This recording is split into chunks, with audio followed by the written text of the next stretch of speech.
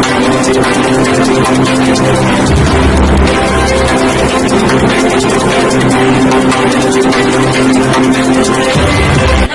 आप देख रहे हैं आरके समाचार। मैं हूं आपके साथ प्राची कुमारी। देश दुनिया की तमाम खबरें जानने के लिए मेरे साथ बने रहिए आरके समाचार पर। खबर दिखेंगी सच। भारतीयों ने किया चाइनीज आइटम का बहिष्कार, चीन को लगी 50,000 करोड़ की चपत।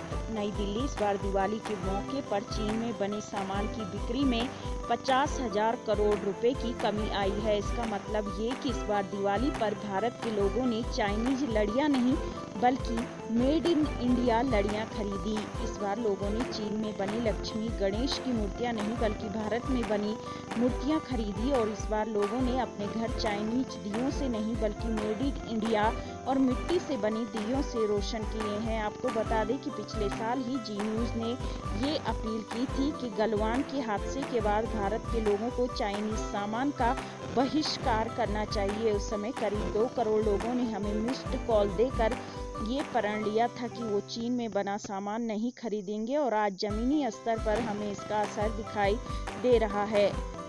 Confederation of all India traders ने बताया कि इस साल दिवाली के त्योहार पर भारत में मेड इन चाइना सामानों की बिक्री पहले की तुलना में काफी कम हुई है, जिससे चीन को इस साल 50,000 करोड़ रुपए का नुकसान हुआ है। ये स्थिति भी तब है कि जब इस संस्था का अनुमान है कि इस बार भारत में लोगों ने दिवाली की शॉपिंग पर 2 लाख करोड़ रुपए खर्च किए। आपको बता दें कि पूरी दुनिया में 90 देश ऐसे हैं जिनकी कुल जीडीपी भी 2 लाख करोड़ रुपए नहीं है। इससे आप भारत के लोगों की खरीदने की क्षमता का भी अंदाजा लगा सकते हैं, जो 90 देशों पर भी भारी है।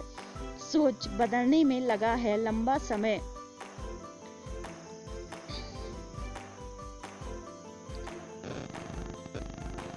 गौरतलब है कि मेड इन चाइना सामान को लेकर देश के लोगों की सोच एक दिन में नहीं बदली है।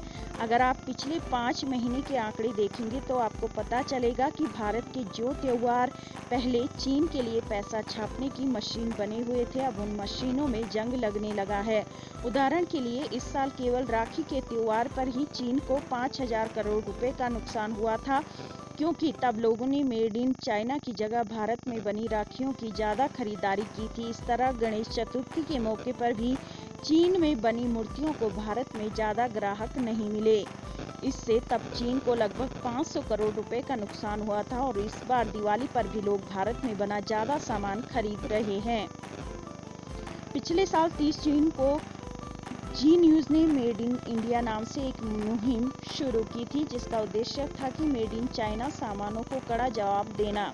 उस समय भारत के लगभग 2 करोड़ लोगों ने जी न्यूज के नंबर पर मिस्ड कॉल देकर मेड इन इंडिया मुहिम के पक्ष में अपना समर्थन जताया था और ये दुनिया का उस समय का शायद सबसे बड़ा डिजिटल जनमत संग्रह था, क्योंकि भारत में औसतन एक परिवार में 5 से 6 लोग होते हैं।